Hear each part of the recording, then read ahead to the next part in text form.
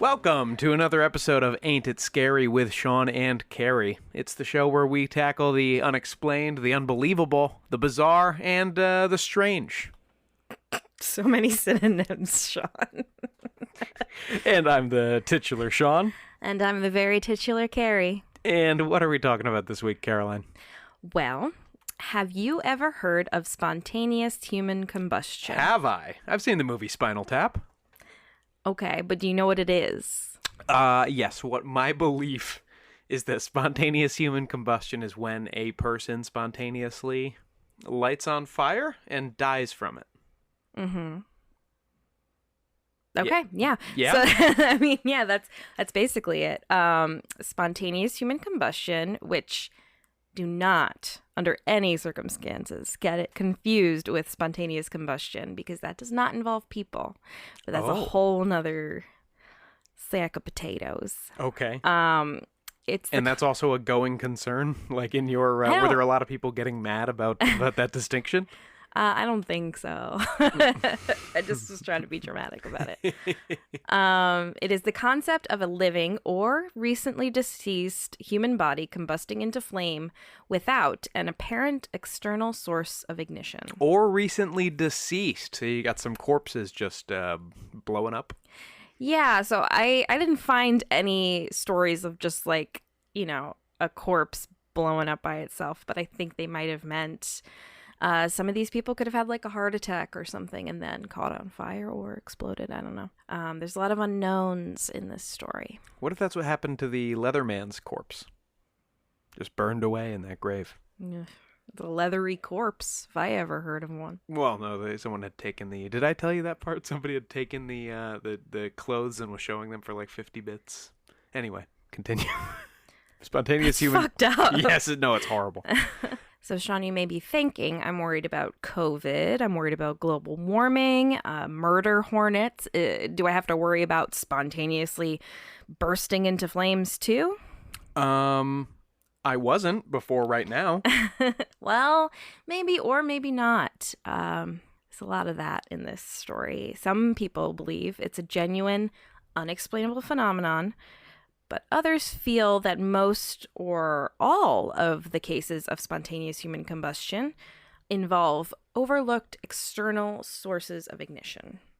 Okay, so just normal fires that we don't know something about. Right, but like specifically that caught people on fire. Mm-hmm. So that's the real mystery here, is how did these people burst into flames? Was there something else causing it? And if there's no apparent cause, how did this happen? Love it. Mm-hmm. So what are your knee-jerk thoughts? Like, what's your theory on just vaguely what you know about spontaneous human combustion? Well, I don't really. The jokes from Spinal Tap are most of the spontaneous human combustion knowledge that I have. So I don't know. It's not something I've given a whole bunch of thought so far. My guess would be...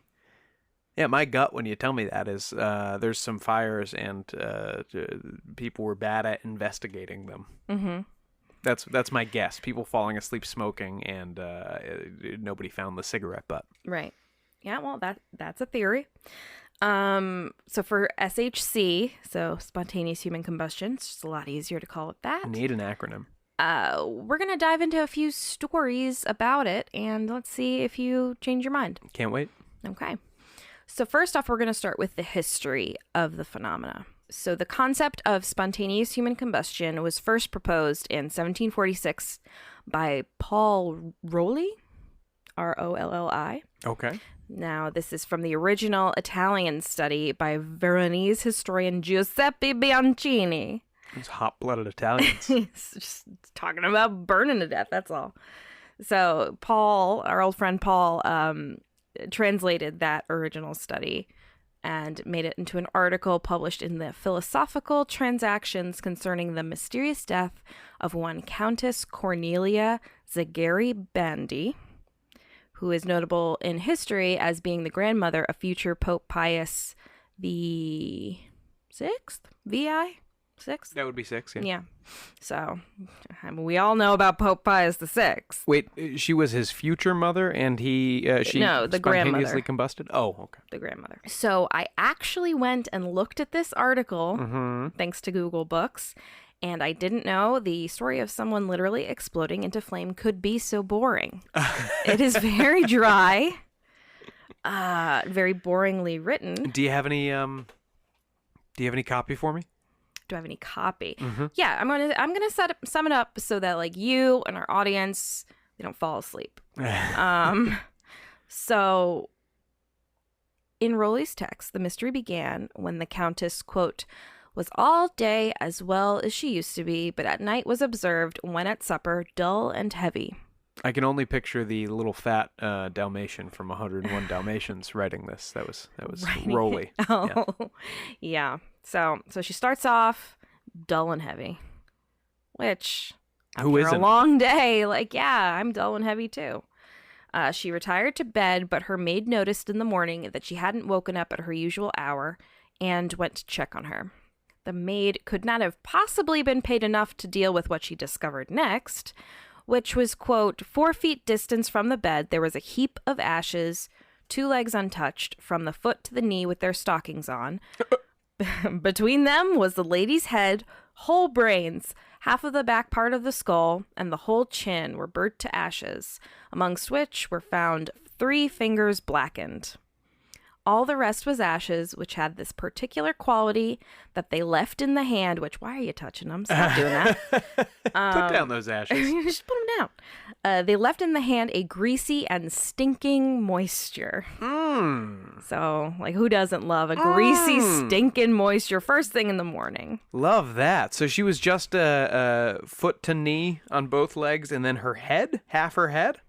Yes. 3 fingers. So the 2 legs untouched from foot to knee with their stockings still on. And there's some of the head, the whole of the brains, half of the back part of the skull, the whole chin, and a few fingers for color. Little soupçon of fingers. Here's my question. She was in bed? She was... Yeah, I think so. What's the rest of the bed look like? Well, let's see what Paul has to say about that, okay? But I will tell you, remember the weird greasy moisture and the untouched, unburned like legs and feet. That'll come up again later. There is no danger of me forgetting that. So Paul Rowley went on to say that the air in the room had soot in it, and there was a small oil lamp on the floor covered with ashes, but which had no oil actually in it. The soot and the moisture in the air, like that greasiness, had penetrated all of the surrounding furniture and walls, to the point where in the nearby pantry there was a piece of bread that was also found covered with greasy soot. In a nearby pantry? I'm going to assume it's like the room over. Right. You know, like off of the room there's a closet. Or there's just like a little like rat running around from ashes to bread, spreading them everywhere. I don't know. Oh, that's interesting. Yeah, that could work. So they did what old assholes used to do with poison back in the day, and they tried to feed the sooty bread to some dogs. Ew. Sure. Yeah, sure. You're not going to feed it to your kids. Yes. But the dogs refused to eat it. What did they hope to find? What did they hope to find out from that? So this is kind of a common thing. A lot of people in court would have dogs and things like that they would feed their food to as like poison testers. I guess they weren't quite as close to their companions as we are nowadays. And even in things like the witch trials, you would always make a witch cake, which is like you mix some kind of flour or whatever with the urine of an afflicted person, someone that is believed to be possessed by a witch. You make a nice little cake out of that. Hopefully you wash out that pan that you made that on, and then you feed the cake to a dog. And if the dog like dies or becomes agitated in some way, then they are possessed. Well, if it's a cast iron pan, you don't want to wash all that dog urine off. That's seasoning. God, it's disgusting. So the dogs refused to eat it. So keep in mind, wait, Poe wait. has literally eaten his own barf. So and if other dogs. yes, licked dogs' butts. Dogs aren't really shy about putting their mouths on things to try and eat them. So these dogs were like, that weird bread is just beyond the pale. I'm not gonna eat it. Well, but again, what would they have found if say you feed the weird bread to the dog and the dog dies? Now you just know the bread was poisonous. How does that help us with the fire? I don't know. I don't know. Sometimes I think people just liked feeding poison to dogs. Yeah. They're just trying to get dogs to eat weird stuff. Yeah. It's wrong and not great. The equivalent now is mostly just us trying to see if Poe will like lick a lemon or whatever. We're a lot lower on the asshole scale than these people were. Yeah. So dogs won't eat the bread. He licks the inside of my mouth occasionally, so I don't want any Okay, let's not poison on advertise his, that. Let's not spread that around. Anyway, dogs wouldn't eat the bread. So that either way was going to tell them nothing. They couldn't quite figure out the cause of the tragedy, but Paul Rowley himself, I don't know why I keep saying Paul Rowley. It's just like a little, I don't know. Feels like someone who would be on Jersey Shore. Paul Rowley. Hey, my name's Paul Rowley. Here comes Paul Rowley. This is like a guy your dad was friends with in Pelham growing up. Yes, it's exactly that. Yeah, sure. Paul Rowley and... Paul Rowley himself. He wrote that there is no room to suppose any supernatural cause, and the likeliest cause then is a flash of lightning that penetrated either the chimney or through the cracks of the windows and did the operation. Which is a very mafia, like, oh, I guess the lightning did the operation. Paul Rowley doesn't know what's going on. You always hire lightning, they're going in a flash. They're going in a flash. Mm-hmm. I don't know who that guy is. It's Paul Rowley. It's Paul Rowley. He's coming over here with Jimmy Two Beans. Mm-hmm. So to me, this seems more far-fetched than, I don't know, like a bolt of lightning coming in, hitting just this person, turning them into greasy ashes, and then nothing else happens. Where did it come in through? Through the window? That penetrated either through the chimney or through the cracks of the windows and did the operation. Yeah. So presumably the windows were closed. Yeah, and untouched, it sounds like. We probably would have heard about the windows being broken. Mm-hmm. Yeah, I don't know. I don't know about the lightning bolt. Yeah, well, Charles Dickens... the Charles Dickens? Yeah, old Charlie Dix himself. All right, come on, Chuck. He actually referenced this case in his book Bleak House, where a character actually died of SHC. Dickens himself believed this really could happen, but received some epic Victorian shade from literary critic George Henry Lewes, who accused Dickens of giving currency to a vulgar error. Wow. I know, like RuPaul Drag Race. So Dickie Boy clapped back and cited many documented cases and his own memories of coroner's inquests that he had attended when he had been a reporter. He wrote that, "I shall not abandon the facts until there shall have been a considerable spontaneous combustion of the testimony on which human occurrences are usually received." So whatever that means is how he felt. That's my story, and I'm sticking to it.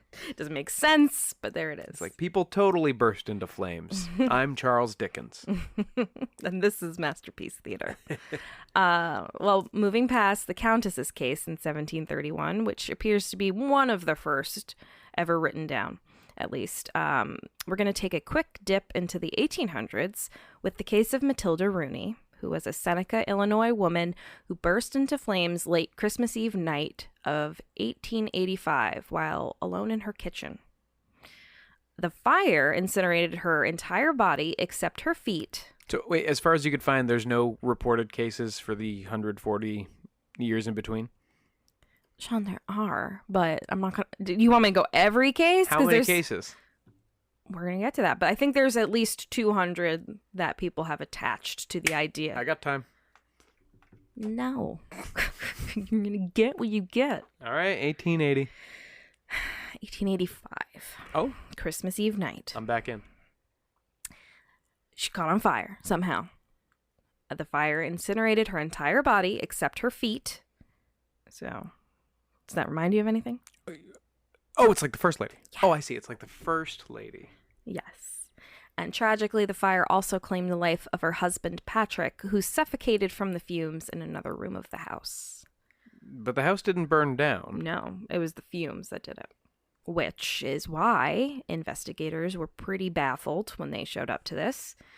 That evening, the Rooneys were just chilling, drinking whiskey, like a totally casual Christmas Eve. Mm-hmm. Just the two of them? Well, a farmhand of theirs who had spent a couple hours with them that day said he didn't notice anything out of the ordinary. And the investigators found no source of ignition for the fire. But there was also no foul play suspected. So the rest of the room wasn't burned. She's just 2 feet in a pile of ash. Yep. The fire incinerated her whole body except for her feet. And it stuck to her body. What kind of whiskey were they drinking? I'm just going to adjust my brands. Yeah, I couldn't find that particular information. But I could find the answer to your query about the rest of the room. The flames didn't seem intense enough to spread at all, even though they reduced Matilda to ashes and bone aside from her feet. Oh, and bone. Wait, so are there skeletons left behind? No, they're mostly ash. It's kind of like when you're cremated, right? You'll have like chunks of bone in there. Mm-hmm. That's kind of how it is a lot of the time, except for like the weirdly intact body parts. So yeah, the flames did not spread at all. Patrick died from the fumes, not the fire. So if we're going to take a quick scientific detour... yeah, sure, I'd love to. We're going to add this one to the reasons the FBI are going to come after me because my Google searches are suspicious pile. How many degrees does it take to burn a human body? Oh, Caroline. Mm-hmm. So it takes between... And now this could be wrong, but I saw in like several sources that it was around this. If we have any crematory listeners that want to pipe in, please feel free. Get at us. Tell us how to burn these bodies. So it should be between 1100 to 1500 degrees Celsius of heat, or that's like approximately 2012 to 2732 degrees of Fahrenheit. So, 2,000 degrees Fahrenheit. Mm-hmm. All right, so we're talking twice as hot as a New Haven pizza oven. Sure. Only you know these facts, Sean. You want it 700 to 900 degrees. Anyway, Caroline, that's a lot of degrees. Yeah, so that's what it takes to reduce a human body to ash, like these have been. So in your average crematorium, bodies are burned around, let's say, 2,500 degrees Fahrenheit. Again, Sure. I don't have any experience. I swear I don't have any experience. So if anyone else has a differing knowledge of this, please let me know. But even then, like I said, the bodies aren't fully just ash and dust. There's bone. A lot of large fragments have to be ground up in preparation to give to a, like put in an urn or whatever when people are doing this in the crematorium. What do they use to do that? I don't know. Like a cheese grater? I don't know.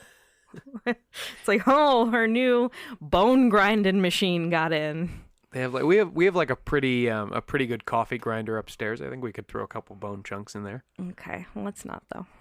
So if we were going to compare it to a wood fire, that burns between 800 to 900 degrees Celsius, which is about 1472 to 1652 degrees Fahrenheit.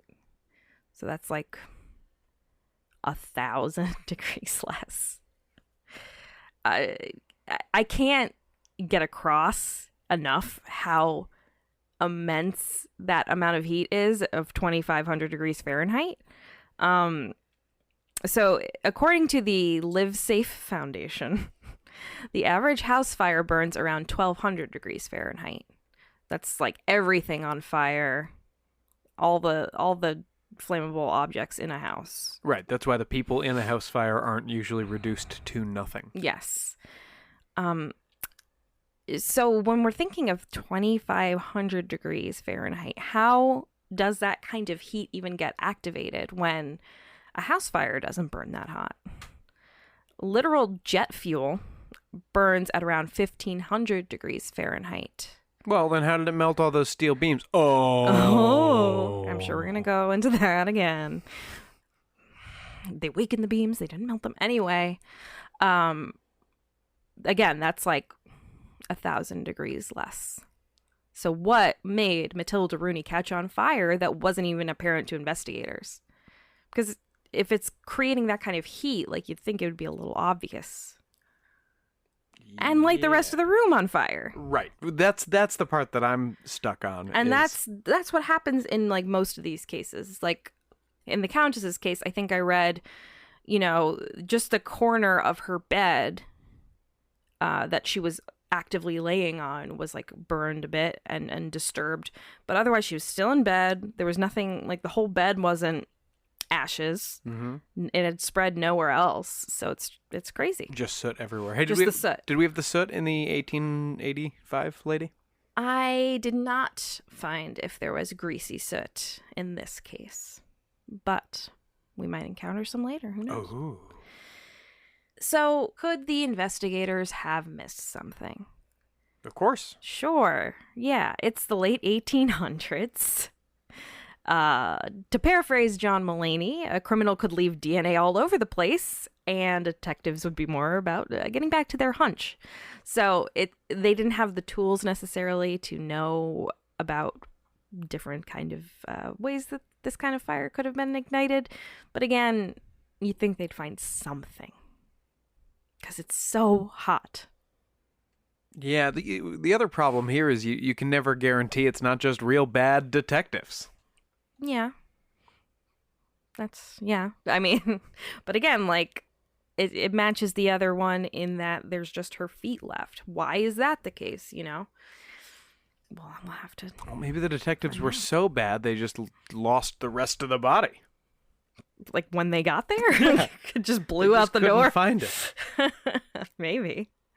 Well, let's move forward in time a little bit, okay?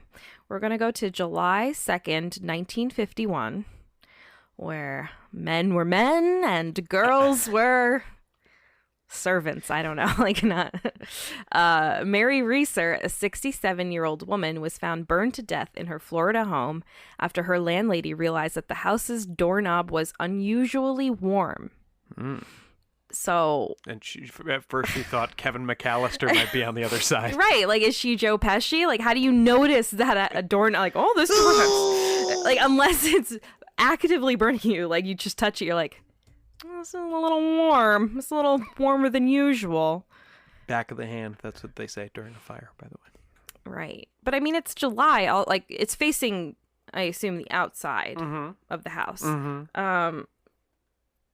So it's July. Maybe the doorknob was in the sun. Like, I don't find it suspicious, but what do you even think when you feel a doorknob that is hot? Right. It is a classic fire thing, though. It's a classic. I guess.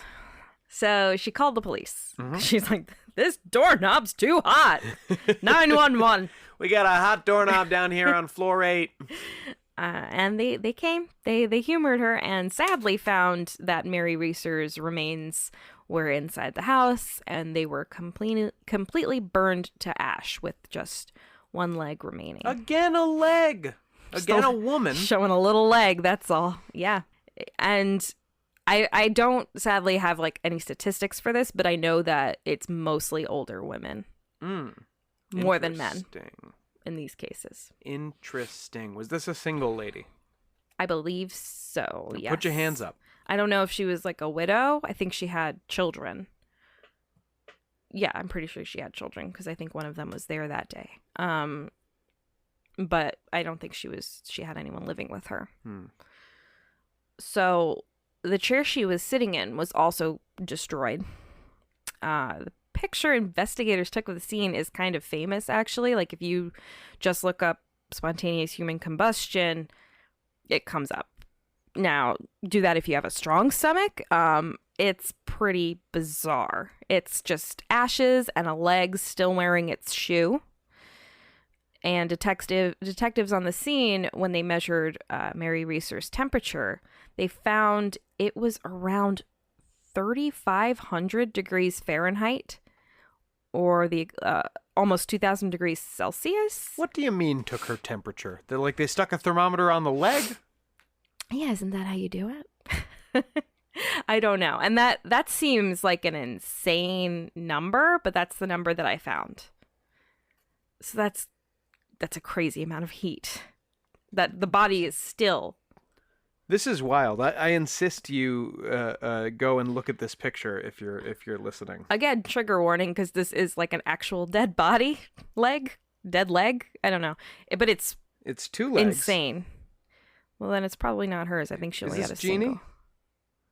This is Mary Reeser. Oh, I'm looking at Jeannie Saffin. Well, but it's a thing. Like you're finding other photos of just like legs and feet. Is this Mary Reeser? Yeah, that's the one. So as you can see in the picture, and this is an audio medium, so this is a fascinating conversation to have. Oh, but you can find this picture on our website. Yes, ain'titscary.com. Yeah, so everything below her and her body, besides her leg and foot, are ash. But yeah, what are we looking at? Is that a walker? No, I think that's the remains of the chair that she was sitting in. This looks like a walker. It's got like a basket on the front. Oh, let me see. Yeah, it might be. Also, such a strange, like, why is there a toilet? Well, she's in the bathroom. But she was in a chair. I don't know, just hanging out, I guess. As you do. Hanging out in your bathroom with your walker. Yeah. Are we going to do Jeannie Saffin? I don't believe so. This is like the big mid-century case. Jeannie's got 2 legs. Look at the gams on this one. Sorry, continue. Yes. So, 3,500 degrees Fahrenheit, almost 2,000 degrees Celsius. That was the temperature of the leg. They just said Reeser's temperature, so I don't know where they stuck the thermometer. Can you put your hand right next to a 3,500 degree leg without it burning your hand? I genuinely don't know. 3,500 Scientists, get at us. 3,500 degree legs feel like they should be lighting the floor on fire just by sitting there. I know, and I checked multiple sources on that temperature. It doesn't seem correct. It seems crazy. But that's what they say. So, 3,500 degrees Fahrenheit. Okay. Bonkers heat. In an article in the St. Petersburg Times, so this was Florida, keep in mind, a few days later, Jerry Blizon wrote that Mary was a, quote, robust woman of 170 pounds, which, like, that's so unnecessarily shady. To add that she was a robust woman? Like, first of all, say she's robust, like, just, like, twist the knife, and then publish her weight after she's dead? Like, no lady wants that. It might be relevant if part of what we're going to get into later is body fat. And maybe we will, Sean. But I have a feeling. I don't know if he got into it in the article. As I recall from reading it, so just he's pointing just out like, her weight. Fat lady go boom. Yes. But we both love a robust woman, Sean. So that's nothing against Mary. Certainly do. Mary knew how to party. Okay. She took sleeping pills and was also a smoker, which was pretty common at the time. Okay. A common theory about this case was that she was taking an Elvis nap. Yeah, without the peanut butter and banana sandwich first. So a theory is that she was smoking a cigarette. She fell asleep after taking sleeping pills, and then her still burning cigarette ignited her nightgown, which led to her death, obviously. Right. Now, others told the coroner in the case that a, quote, Kappa cushion in the overstuffed chair did the deed. All this weird, the operation was done by a lightning bolt. That chair cushion did the deed. Others blamed, quote, ether, kerosene, napalm, thermite bombs, magnesium, and phosphorus. And? Not or? It was. I think everyone like one was like it was napalm, one was it was magnesium, you know. So I think that's how that came out. I'm not sure what Mary was doing that warranted a thermite bomb, but it's a theory. Yeah, or why she would have napalm. Why was her house coat doused in napalm? Exactly. Aside from her sad, untouched leg, investigators at the scene found Mary's skull. Oh, I'm sure someone found her beautiful, Caroline. No, it was just sad that it's just his legs all alone. It's sad. Oh, untouched by fire. I'm sorry, continue. They found her skull, okay? This is one of the craziest facts I have ever heard in a case that I'm about to tell you. I'm ready.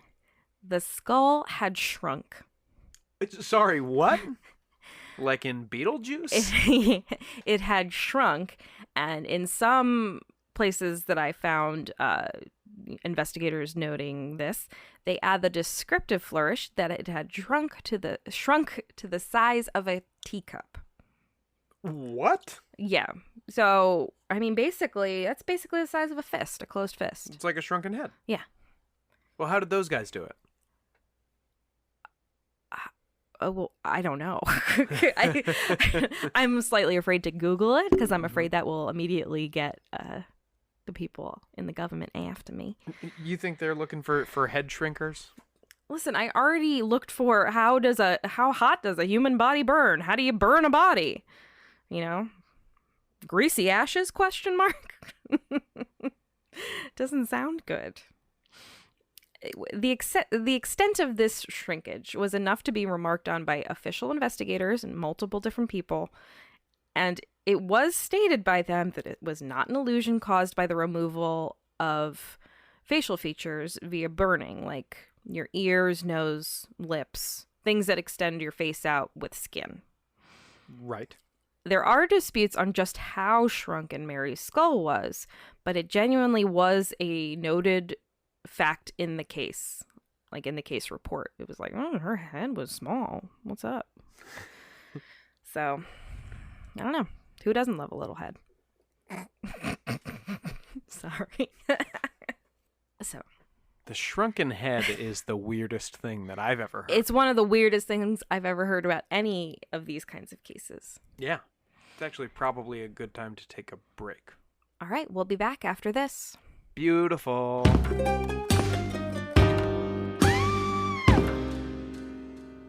Welcome back. When we last left you, St. Petersburg police had found a woman's leg and a shrunken head in a pile of ash in St. Petersburg. Shrunken skull. Shrunken skull. I'm sorry. I'm sorry to all the shrunken heads out there. Mm-hmm. And the FBI was getting involved. Mm-hmm. So, yes, the FBI ruled that she was a victim of the Wick effect, which we will go into later when we discuss overall SHC theories. They think John Wick had something to do with this? Yeah, she was real mean to his dog, and he blew her up with napalm. Yeah, it's not usually his style. I would have thought 7 bullets to the head. Case closed, though. So, they posited that Mary's cigarette fell onto her acetate-made clothing and engulfed her completely, melting down the fat just under her skin, which leaked out into her clothing and acted as fuel for the fire, allowing her to burn to completion. To completion is how they put it? You know, to ash. Till she was done. Mostly done. I mean, she still had her leg left and her shrunken head. The chair that she was sitting... Carrie. Shrunken skull. Thank you. The chair that she was sitting on had been treated with flame retardant, but was also destroyed. But the pile of newspapers stacked by the chair was completely unscorched. The pile of newspapers stacked on the chair? By the chair. Oh, okay. She wasn't using a stack of newspapers as kind of a booster seat. No, I'm sure that they had piled up because she had been reading them in that chair over time. But they were unscorched. Yeah, very interesting. Mm-hmm. The FBI also brought in physical anthropologist Dr. Wilton M. Krogman to investigate the scene. Professor Krogman of the University of Pennsylvania School of Medicine ended up strongly disputing the FBI's findings. He wrote in a 1961 article for the General Magazine and History Chronicle of the University of Pennsylvania. Catchy title. That, quote, I find it hard to believe that a human body once ignited will literally consume itself, burn itself out, as does a candle wick, guttering in the last residual pool of melted wax. He added that the head is not left complete in ordinary burning cases. Certainly it does not shrivel or symmetrically reduce to a smaller size. In the presence of heat sufficient to destroy soft tissues, the skull would literally explode in many pieces. I have never known any exception to this rule. So apparently he saw evidence of the head, or he saw the shrunken skull itself, and he couldn't answer it, and he's a physical anthropologist. He says that skull should have gone pop. Yeah, like, I ain't seen no skull like this before. He concluded that I cannot conceive of such complete cremation without more burning of the apartment itself. In fact, the apartment and everything in it should have been consumed. I regard it as the most amazing thing I have ever seen. As I review it, the short hairs on my neck bristle with vague fear. Were I living in the Middle Ages, I'd mutter something about black magic. So he's a real drama queen. I love this guy. I know. Why is he not writing novels? Edgar Allan Poe, the physical anthropologist. He also finished, this case still haunts me. Oh, when did he write this? 1961. Oh, okay. So it's not like he wrote 30 years later, this case still haunts me. No, later, he walked back this very intense assertion, instead presenting the bizarre theory that Mary had been murdered at another location. According to his later theory... I love this. This actually goes into... This guy is wild. I want to meet him. I want to hang out with him. He's wild. Hold on. I'm not lying to you when I say that I thought something similar as you were getting into the second case. But go ahead. According to Krogman's theory, Mary's murderer had access to a crematorium-type equipment and had incinerated her body wherever they had this equipment. This hypothetical murderer then supposedly transported the results of this partial cremation back to the apartment and used portable heat-generating equipment to add the finishing touches, such as heat-buckled plastic objects near the body and the hot doorknob. So it's literally bringing it back to Macaulay Culkin hanging the charcoal starter on the doorknob to torture Joe Pesci. He's like, this'll do the trick. As you laid it out, they'll never suspect. It's a hot doorknob. As you laid it out, it's very elaborate. Mm-hmm. But was anyone ever arrested for her murder? No. Well, then it worked. But it's just like Paul Rowley with the lightning bolt. It somehow sounds more implausible than her just bursting into flame out of nowhere. Right, and bringing in a heat lamp to melt the plastic and stuff is especially insane. And the doorknob. I mean, I guess it would explain why the doorknob is hot to the touch, even though nothing, again, burned around Mary aside from the chair and carpet underneath. Well, again, this just sounds like a lonely, potentially kind of sad lady with her stack of newspapers. I don't know who's going to all this trouble to take out a CIA-style hit on her. Right. I mean, it's just every fact is like a new weird fact on top of 1,000 other weird facts that don't add up to anything that makes sense. Yeah, but with the first two ladies in the 1700s and the 1800s, I was wondering if their husbands had murdered them, sawed off their legs, and then just sprinkled some ashes around. What a weird thing to do, though. Yeah, but the totally. husband died in the second case, so... Oh, that's right. Suicide. I mean, there might be more details. Idiot. There might be more details that we're missing just because those are from the 1700s, 1800s, and they're not noting everything down. Mm-hmm. So I don't know. To conclude my coverage of this case for this episode, I found a 2009 article by this very same reporter, Jerry Blizon, who had written the original 1951 article on Mary's death that I had cited before. Mm-hmm. So that's like over 50 years later, he wrote a follow-up. He again shades Mary by bringing up her weight. Come on, guy. This is to emphasize his partial belief in the FBI's theory of how Mary died, which is the Wick effect idea. He states that, according to Dr. Lemoyne Snyder, a medical legal expert, human fatty tissue is indeed highly combustible, particularly in heavy people, and in Blysen's opinion, this likely contributed to Mary's death. He does concede, however, that there were, quote, all sorts of anomalies, citing the untouched stack of newspapers and lack of widespread smoke or smell throughout. In the end, the theories didn't really seem to satisfy him fully. And I don't know if I'm satisfied by them either. They don't answer the question of how did her body burn so hot? Well, the theory that she was taken off site and put in a crematorium answers that question. Yeah, I guess. But it seems very unlikely. I mean, it's without burning down the room or home around her. Anything else besides the chair and the square of carpet that the chair was sitting on.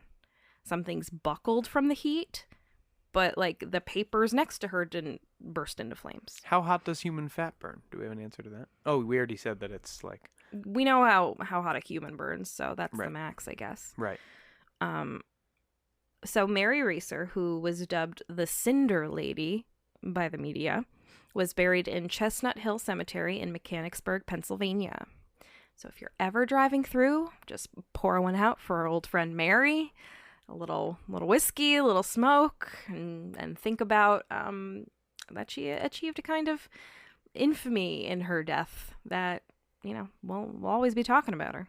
Yeah, absolutely we will. Well, I'm not going to be able to stop seeing that picture of her legs. Well, that's why I said trigger warning. Do you have more cases? Well, I'm glad you asked, Sean. Because I was thinking that maybe you thought that spontaneous human combustion was kind of an old-timey thing from the ones that I've presented already. Yeah, well, certainly. Here's the thing. I've never read a headline about it in my lifetime. Mm-hmm. I think you might have, though. Let's get into it. Because I remember this. I remember when this happened. But, of course, I'm very attuned to stupid, weird, crazy headlines and stories. Because this happened in December 2010. Okay. In the land of your forefathers. We got Ireland. Okay. Michael Faherty was a 76-year-old man living in Galway. In the early hours of December 22nd, Faherty's neighbor, Mr. Mannion, was awakened by the sound of his smoke alarm. Mannion went outside, where he saw heavy smoke emanating from Faherty's home. Police investigators and the fire brigade were called, and Faherty's body was found lying on his back with his head closest to an open fireplace. I know what you're going to say. Well, fireplaces have fire in them a lot. Yeah. This guy caught on fire from his fireplace. Case closed. Probably drunk on whiskey. But, Sean, and you would know, wouldn't you? But there are very interesting aspects of this case that stand out. Okay? First, the fire had been entirely confined to the sitting room where Faherty was found, and the only damage was to his completely cremated body, as well as the ceiling directly above and floor directly below him. There were no trace of accelerants found, and nothing to suggest foul play had taken place. And there's also the fact that Faherty's body was totally incinerated. But as I mentioned before, wood fires, like what would have been in Faherty's fireplace, only burn around 800 to 900 degrees Fahrenheit, far from the required 2,000 plus degrees that would reduce a body to ash. The assistant chief fire officer even told the inquest into the death that after a thorough investigation, fire officers were satisfied that the open fire was not the cause of the blaze which led to Faherty's death. So hot. Well, then what did they determine was the cause of death? Pathologist Grace Callaghy noted in her postmortem that Faherty had suffered from type 2 diabetes and hypertension, but had not died from heart failure. Which, on the face of it, it's like, yeah, duh. We know. But I think the point is that he didn't, like, have a heart attack and then fall into the fireplace and catch on fire or something after he passed away. the pathologist concluded that, quote, the extensive nature of the burns sustained precludes determining the precise cause of death. West Galway coroner Dr. Kieran McLaughlin informed the inquiry in 2011 that he had scoured medical literature to determine cause of death. Like, he was like, I got no answers, so let me research. He referred to a Professor Bernard Knight's book on forensic pathology, which states that a high number of alleged incidents of spontaneous human combustion had taken place near an open fireplace or chimney. Again, like, yeah, Well, okay. That sounds less spontaneous. McLaughlin subsequently stated to the inquiry that, quote, this fire was thoroughly investigated, and I'm left with the conclusion that this fits into the category of spontaneous human combustion for which there is no adequate explanation. So we got the coroner. We got the pathologist, doctors. They're like, I don't fucking know. He burst into flame, I guess. and that's the report. Like, I don't know. He spontaneously combusted. That's his official cause of death. Yeah. Wow, 2010. Mm-hmm. Now, since then, a couple of additional theories have popped up. Benjamin Radford, who is the deputy editor of the magazine Skeptical Inquirer, and maybe your new hero, Sean, referred to researcher Joe Nichols' investigation of SHC in his book Real Life X-Files. And in his opinion, many cases of SHC are far less mysterious than often suggested. Like Faherty, many cited victims are elderly, alone, near flames of some sort, which can include cigarettes, candles, fires, and they die. Nichol also mentions that several were last seen drinking alcohol and smoking. Yep, that's true of several of ours here. It's a little victim blamey, but whatever. I'm not sure how the alcohol would apply unless they think that caught on fire somehow. Well, it only would if it was over 50% alcohol. Right. So, gotta get the good stuff, I guess? Or the bad stuff. High-proof stuff. So Benjamin Radford stated, it seems likely that a spark or ember might have popped from the fire onto his clothing and caught his clothing on fire. It's not clear why the coroner conclusively ruled this explanation out.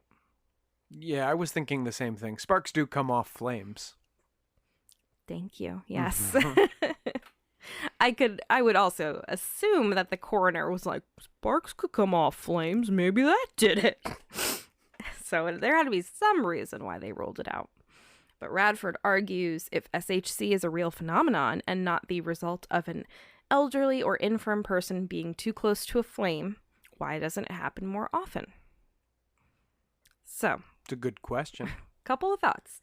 Well, it could just be low probability, right? Yeah. I mean, again, I would trust a medical professional. Like, two different ones didn't really have an answer for what happened here. And the fire brigade folks didn't think that the fireplace was involved. So that's multiple different kinds of professionals ruling those things out.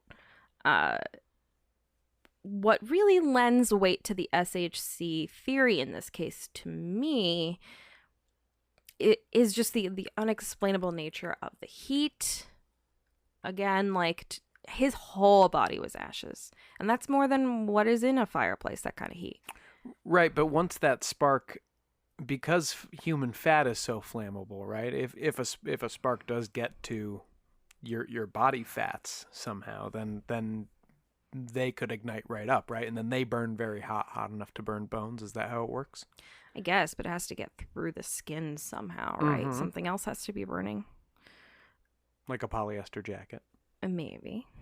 But, if this is a real phenomenon, let's say it is, it probably does happen more often, and it's just not investigated as such, or it's given a more open-ended cause of death. Or it causes an actual fire, and then it just looks like, yeah, they died in a fire. We're not sure what happened. Yeah, I mean, I can see so many more cases existing in the world that are more similar to these, but not being called spontaneous human combustion as cause of death, because you're risking the ridicule of, like, skeptical inquirer, and just risking your career and your credibility, especially as like a doctor or someone like that. Yeah, the skeptical inquirer holds a lot of clout in the industry. You really don't want to get on the wrong side of them. You're opening yourself to getting mocked and discredited.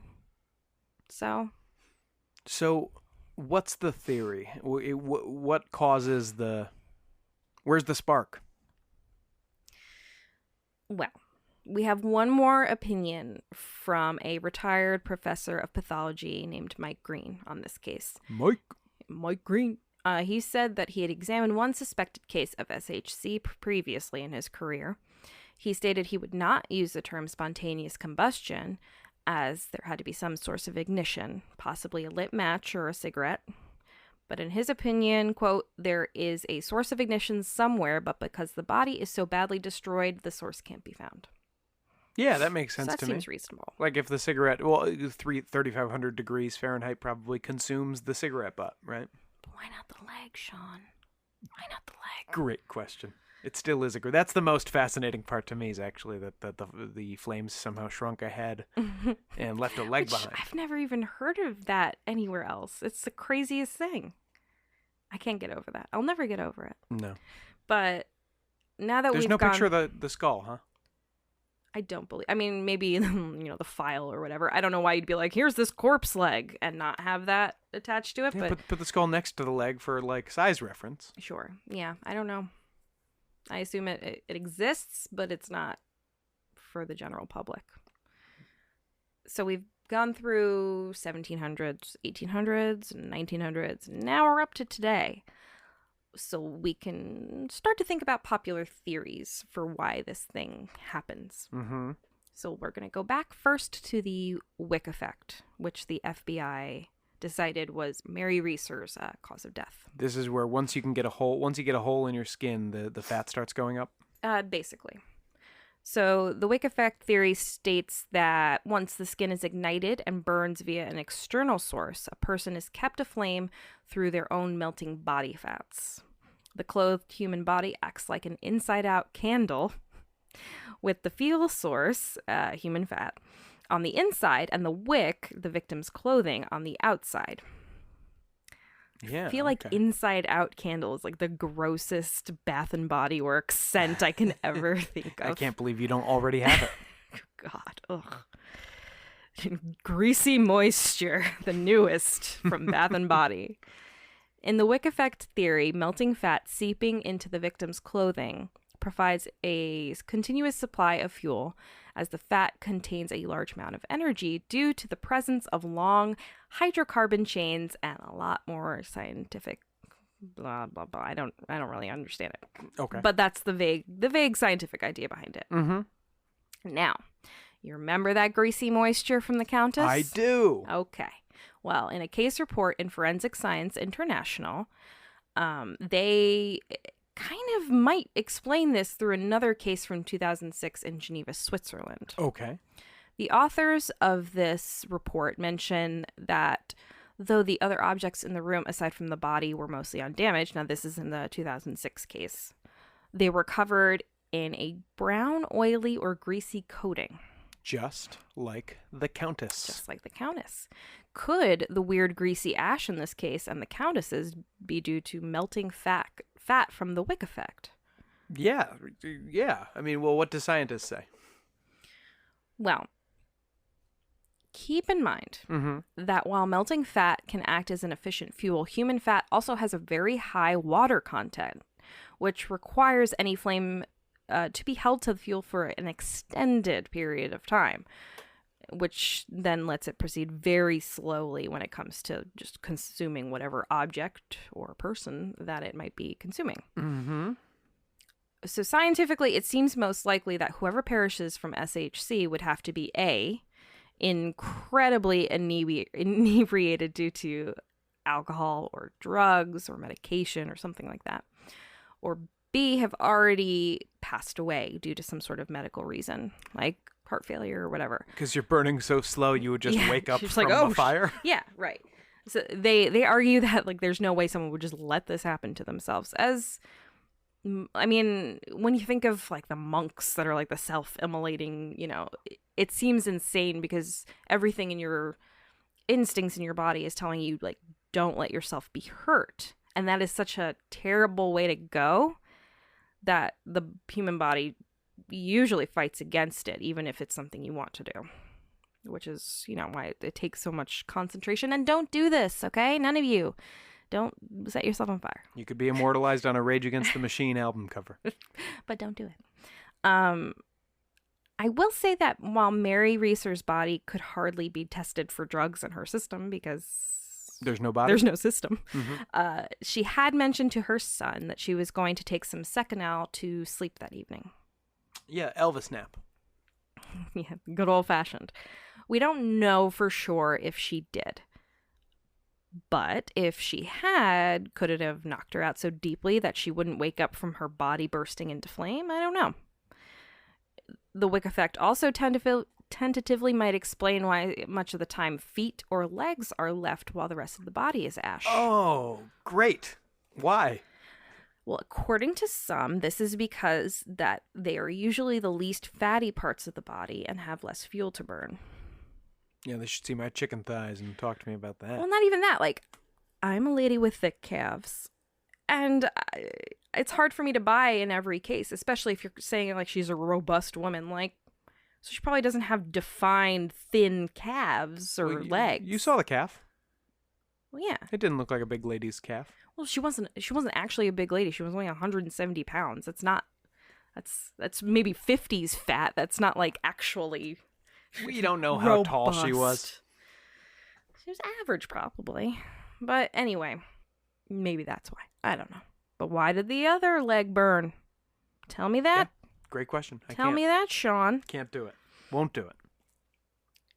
Now, not necessarily separate from the wick effect theory is that these bodies may have been ignited by open flames like cigarettes or fireplaces. So this could also be an aspect of this theory.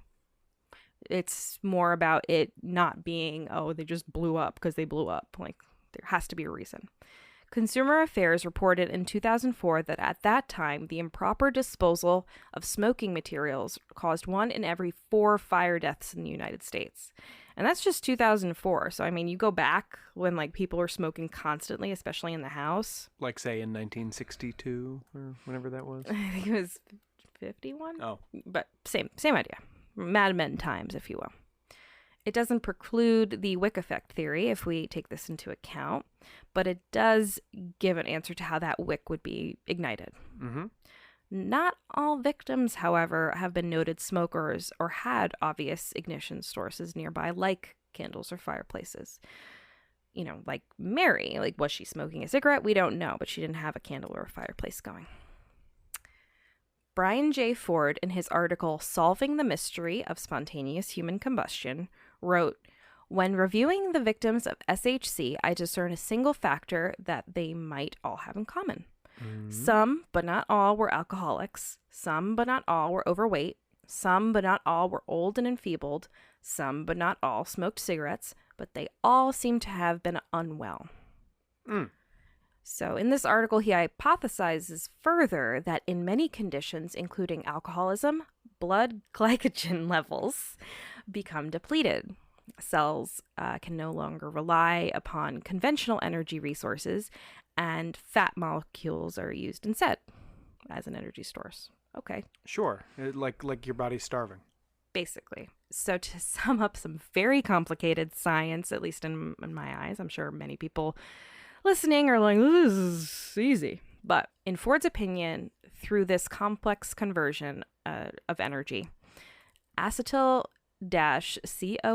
in the liver is translated into acetoacetate, which can decarboxylate into acetone. Okay. So basically, because of this, you get acetone, okay? Okay. And acetone's an accelerant? Well, you may recognize that it is extremely flammable because it's in most nail polish removers, and they always say, like, don't hold this near a candle. What are you doing? So, yes, it is an accelerant. It's very flammable. And this acetone may become an essential energy supply for body cells starved by illness. So people who are unwell alcoholic have different issues when it comes to how their body's processing things, might have a high level of acetone in their body that might contribute. It's kind of a version of like ketosis, where the fat of the body produces ketones out of fat and uses them for energy instead of carbohydrates. So this, you may recognize kind of the word ketosis if you're familiar with the keto diet. Yeah. But I'm gonna say this for anyone listening who's a keto adherent or whatever. You may also be more at risk for spontaneously combusting. Oh. Because of this. Because you're creating acetone in your body? Mm-hmm. Ford argues that since acetone can ignite at a concentration below 14% and burns with a clear blue flame, the fact that noted wick effect experiments have yielded results featuring combustion with a yellow, sometimes smoky flame means that SHC-involved blue flames are not the result of a wick effect. So when it comes to people who have witnessed spontaneous human combustion, they always describe blue flames. So people have seen people just burst into flames? Well, Ford mentions one time in 1938, a 22-year-old woman named Phyllis Newcomb burst into flames on a dance floor in Romford, England. Oh, she's on fire! She's lighting up that dance she floor. Was. And the flames were described by numerous witnesses as blue, specifically. So if you're following, Ford says that in his experiment, where he used a segment of pig abdominal wall, which mimics human flesh pretty closely. People use that in all sorts of crime investigations. They soaked this abdominal wall in acetone and set it on fire. The flesh burst into blue flames upon the application of a small butane lighter.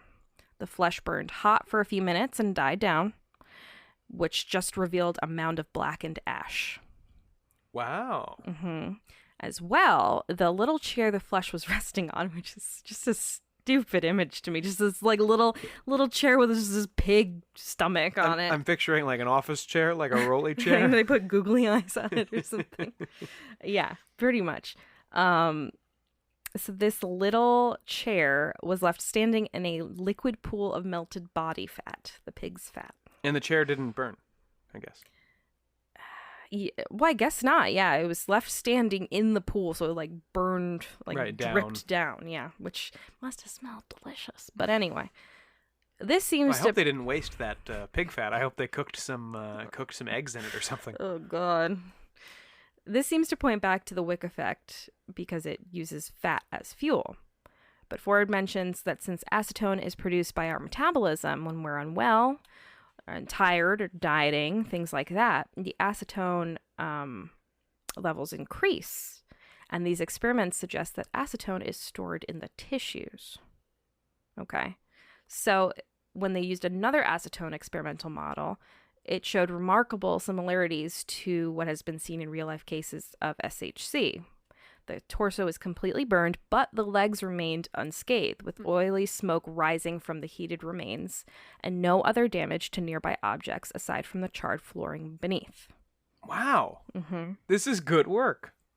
Yeah, this was a several-page article. He did a lot of research. There were pictures. If I were to again try and give the gist of this hypothesis, which is pretty complex, Ford offers, in his opinion, a natural metabolic explanation for SHC, which is that illness, alcoholism, intense dieting, things like that could produce an extremely high amount of acetone in the body due to ketosis. And acetone is incredibly flammable and could be ignited even perhaps by a single static spark. So not even necessarily flame. So if you are on that keto diet, you got to stay away from doorknobs, I guess. Kevin McAllister or no, it's just the static is going to get you. Well, he says to his readers, if you are suffering ketosis, suffering, by the way, it might be wise to avoid wearing synthetic fibers with the likelihood of static sparks. If you're susceptible to ketosis, now might be the perfect time to give up smoking. Wow. So he basically ends with a warning, like, if you're doing the keto diet, which I don't even know if it was a thing. He wrote it after... I think he's written it in the last 10 years or so. I don't know if it was after the diet became a kind of a fad, but he basically like ends with a warning. Yeah. So that keto diet's all the rage, but you're setting yourself up for some spontaneous human combustion. That's amazing research, Caroline. That's Mr. Ford. I mean, I'm just poorly reporting back what he did when he set a pig on fire. No, I love it. I really learned something here today. Well, you know, if you were considering keto, or any of our keto convert friends out there, just maybe give the diet a little more consideration, because you could end up like the Countess, Matilda, Mary, or Michael. Especially if you have an M name, I guess. The Countess, Matilda, Mary, and Michael. Mm-hmm. We need that's our first piece of merch, is the Countess and Matilda and Mary and Michael. Yes. And now there are other theories, okay? But they're far from the only ones. Everyone's got a theory. It could be napalm, right? It could be lightning. Of course. Other more medical theories include an overproduction of a diphosphane in the gut, a rare condition called mast cell activation syndrome, scalding. Just scalding? That's not a theory, it's a word. Burst into flame and, yeah, I don't know, scalding. Misdiagnosed self-immolation, so again, the kind of suicide theory that people just didn't figure out that it was a suicide. I'm surprised there's not more like conspiratorial theories, things about like CIA microwave guns or something like that. Yeah, I don't know. I'm sure they're out there. I was trying to stay pretty scientific and going to like main sources of all of these things. But I mean, you got people blaming a pseudoscientific subatomic particle called pyrotron. The pyrotron. Pyrotron 5000. Tell me about the pyrotron. I don't know. It sounds like a robot that sets you on fire. I just found that it's a particle, you know, and it could be ball lightning, which is not lightning from your balls. It is. I was going to ask. That's another kind of unexplained phenomenon that we might get into, you know, in the future, but there's really no answer for that either. And it could even be poltergeist activity. Sure, anything could be poltergeist activity. Sure, if you really try hard enough. Yeah. But there are countless theories. These are just a handful of them. But those main two were the ones that have been cited the most and that I find most interesting, which are the wick effect and I guess I'll call it the acetone theory. Well, I'm almost tempted to say shame on you for bringing so much credible information into this podcast. Well, because, listen, I was really trying to figure out how this could happen if there's not fire around. Right. Because some of these cases... It sounds like we didn't get there, right? You need an external source of ignition. Unless you got static. That's external. It's external, but it's not like you can generate that with your body. I'm talking about like definable flames, cigarettes, candles, lighters, fireplaces. There are a couple of those in these cases, but not all of them. Not all cases have something where they can point to and say, this was it. But the acetone keto theory gets us to a place where sparks may be igniting them. Yeah, and I don't know. I want to know what you think first. Like, what's your thought on this whole phenomena? I love that. That thing about ketosis sounds bulletproof to me. Yeah, it makes sense to me. He said at less than 14%. It's like, all right, your cells produce acetone, but I'd be curious to talk to like some people who know science about how much acetone your cells produce in ketosis, because it seems like, I mean, it's poisonous, right? I can't imagine you're soaking your internal organs in it when you're on a keto diet. Well, it said the tissues, so maybe it's not in the organs. It's more in the outer layers of your body. Your fats and skins. Mm-hmm. You know, your assorted fats and skins. Yeah, so I mean, maybe, and then if you're unwell, maybe that ketosis kicks into overdrive, and there's a lot of it seems like you'd need a lot of acetone though to make yourself so flammable that a spark sets it off. But certainly, I think in a lot of these, a static spark. I think in a lot of these there are other ignition sources like that fireplace, like the cigarette. Right, and there I would be willing to say that that's definitely the case for a few of these, right? Especially ones that maybe from further back in the day and they'd have less ability to investigate as well. You know? You think that countess didn't have a candle in her room? How did she see? She had candles, remember, but the wick was still there, but the tallow had melted. So it seemed like the candles hadn't burned, but the tallow had melted from the heat. Right. Nearby or whatever. But the candles probably were lit before the fire. I am not sure. Mm-hmm. No one is. Now, I really like the acetone theory. I really do. That's my favorite. I'm on board with that. And again, we're really going by what this guy wrote in his paper, which he had proof for and everything. He had photos. He did his experiments with, where he worked on this hypothesis and stuff.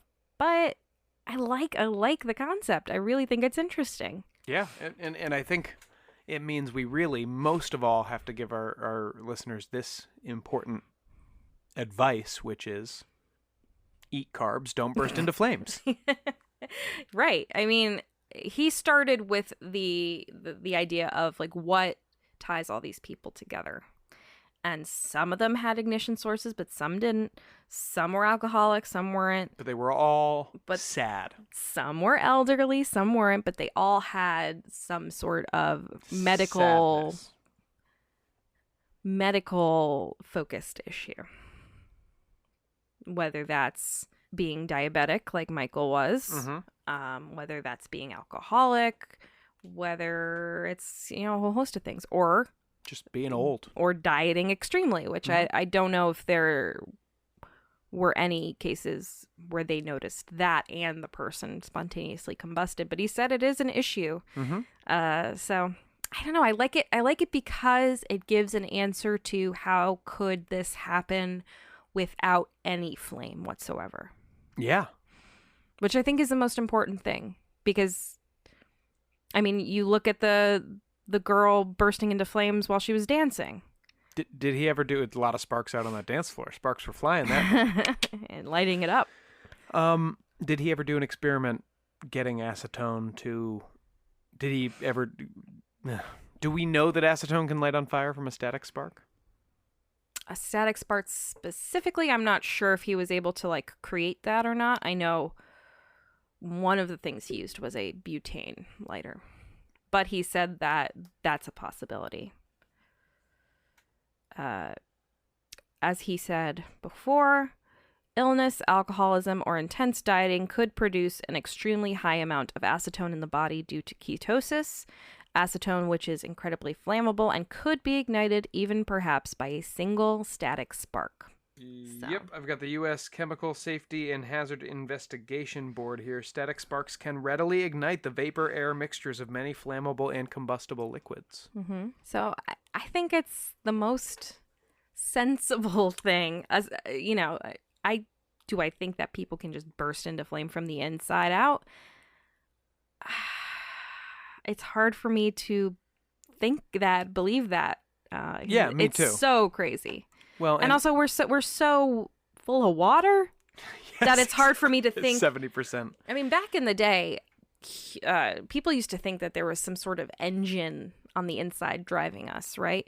That was fueled by fire. That is an actual thing that old-timey people thought. They didn't really understand the heart or the brain in the way that we do today. They thought there was an actual engine that is fed by something, I don't know, food, and it powers us. And that's how these things happened.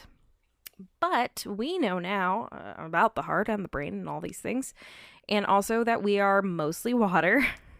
And that it renders it unbelievable to me that we could just burst into flame from the inside out. Now, inside out candle, maybe.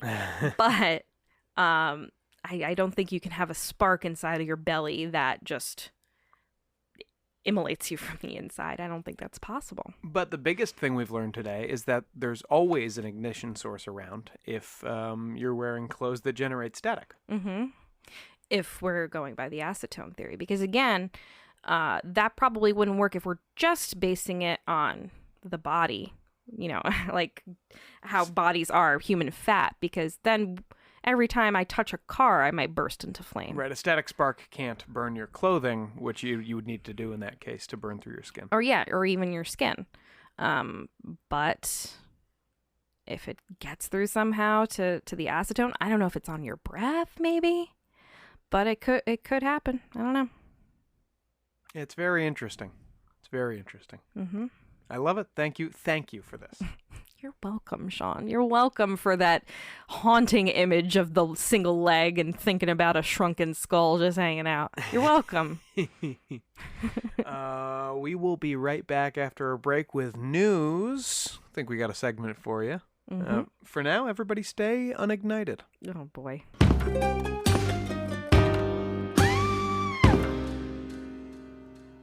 We're crying saucers. We're going to get a theremin. In a well-publicized mass sighting, many drivers on the New Jersey Turnpike were stunned to see what appeared to be a giant UFO hovering in the sky on the evening of September 14th. Social media blew up with videos, pictures, tweets, and TikToks showing the strange event, and admittedly, it does look pretty crazy. However, it seems that most likely the blimp was simply the Goodyear dirigible hovering over New Jersey's MetLife Stadium to capture the New York Giants versus Pittsburgh Steelers football game that night. Oh, well, that's an easier explanation. That we didn't even have to go to Swamp Gas for this one. No, Swamp Thing, maybe. Swamp Thing. But some don't buy this explanation, Sean, saying in comparison to a photograph of the Goodyear blimp, the New Jersey aircraft doesn't seem to match up. We'll post a picture and let our listeners be the judge. Does it not match up because it's so much smaller and brighter because it's in the sky at night? There's it looks like an LED screen. Like it looks all lit up. A big rectangle on it that is bright.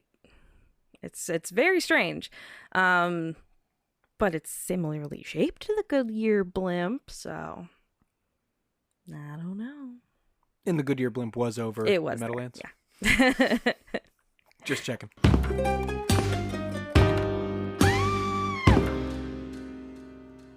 We're back in Poe's Cryptid Corner. We're journeying to Loch Ness in Scotland for this week's story, home of the famed cryptid Nessie, the Loch Ness Monster. Our old friend. Our old friend Nessie. There's been a lot of Nessie talk in the last week or so. Multiple visitors to the loch in the last month have reported Nessie sightings, with the local Rossshire Journal reporting that in late September, couple Corey and Lauren Sturrock claimed to see something, quote, the size of a bus emerge from the water. The eel-like creature turned previous Nessie skeptic Corey into a believer, and he wasn't the only one. The official Loch Ness Monster Sightings Register has recorded a number of sightings this year, with the most recent before the Sturrocks having occurred on August 29th, with accompanying photos taken by another tourist. Another couple, Trevor and Sarah Ross, were walking along the loch around the same weekend and also felt they saw something unusual, with Trevor capturing the anomaly on camera as their dog, Molly, appeared to be spooked. However, to my eye, it looks like a bobbing log on the water, but our intrepid listeners can decide for themselves. So to your eyes, not a prehistoric sea monster? No. No, it looked like it was a very bobbing motion. And I've seen sea creatures poke their heads out of the water. It's not usually like boing, boing, boing. So, but who knows? All right, the dog didn't like it. Nessie's getting busy. Apparently. Poe barks at all kinds of things that aren't sea monsters.